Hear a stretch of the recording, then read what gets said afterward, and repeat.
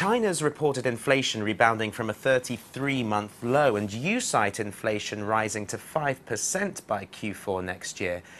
In what way might inflation limit policymakers' ability to loosen monetary policy further to keep the growth momentum going? That's right. We think China's CPI inflation will be rising next year, particularly the second half. In Q3, we think it will be over 4%, and then Q4 over 5%. And exactly as you say, we think that's going to force the central bank to change its monetary policy stance and raise interest rates twice in the second half of the year. And we don't expect triple R cuts either next year. So, this is a tightening in policy.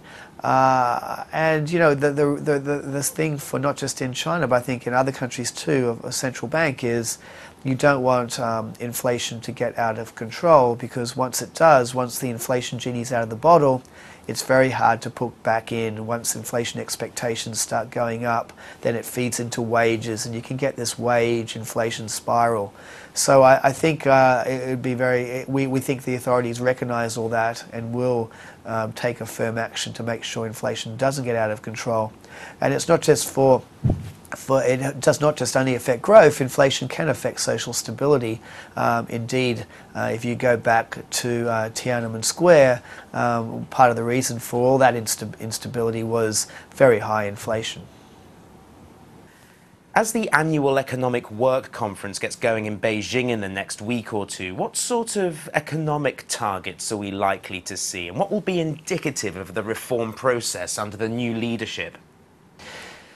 Yeah, so I think there's a lot of speculation on this. Our view is most likely China will stick to its the same target for growth as this year, so 7.5%.